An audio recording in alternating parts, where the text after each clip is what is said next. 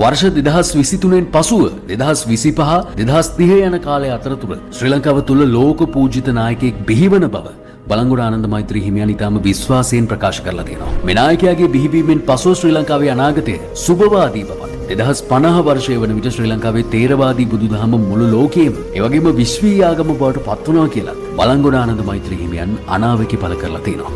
ඒ අනුව ශ්‍රී ලංකාව නොදුරු අනාගතයේදී මුළු ලෝකයේම බල කේන්ද්‍රය බවට පත් වන බවත් බලවත්ම නැගී සිටින බවත් උන්වහන්සේගේ අනාවැකි තුල ඇතුළත් වන කාරණාවලින් හොඳින්ම කියවෙනවා. 2023 සහ 25 අතර කාලය තුල මෙරටට පහළ වන ප්‍රබල ආධ්‍යාත්මික නායකයා නිසාම තුන්වන ලෝක යුද්ධයෙන් කිසිදු ආපදාවක් ශ්‍රී ලංකාවට ඇති නොවන බව උන්වහන්සේගේ මේ අනාවැකි වල සඳහන් කරලා තියෙන බව ඔබට මතක් කළ යුතුමයි. එක් වතාවක් උන්වහන්සේ ප්‍රකාශ කරනවා 1993 වර්ෂයෙන් පසුව ශ්‍රී ලංකාවේ ජනාධිපති පදවියට කාන්තාවක් පත්වන බව වගේම ඇය තමන්ගේ දූර කාලය සම්පූර්ණයෙන්ම ගත කරන බව. ඒ අනාවැකියත් සඵල කරමින් 1994 වර්ෂයේදී අපේ රටේ ජනාධිපතිනිය බවට පත් වුණේ චන්ද්‍රිකා බණ්ඩාරනායක කුමාරතුංග මැතිණිය. ඒ වගේම පසුව ප්‍රභූ පවුලක තරුණයෙක් ජනාධිපති වීමට නියමිත බවත් ඔහුගේ පෙර භවයක බලවත් අකුසල කර්මයක් නිසා ඔහුට රටේ නායකත්වය බාර ගැනීමට නොහැකි වන බවත් බලංගොඩ ආනන්ද මෛත්‍රී හිමියන් ප්‍රකාශ කරනවා.